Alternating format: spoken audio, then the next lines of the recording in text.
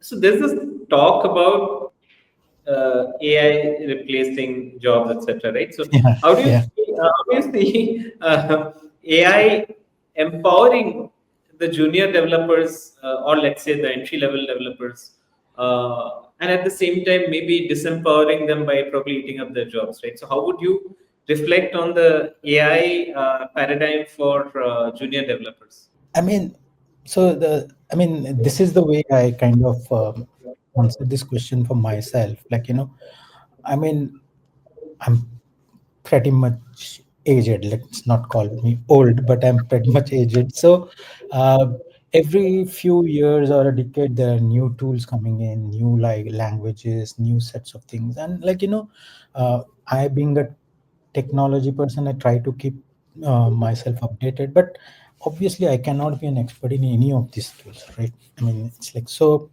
Uh, but having a problem, I mean, what's an engineer, right? I mean, he's giving a solution. So instead of me trying to prove that I'm the best Python programmer, I should be thinking, I have this problem and I know the best way to solve this.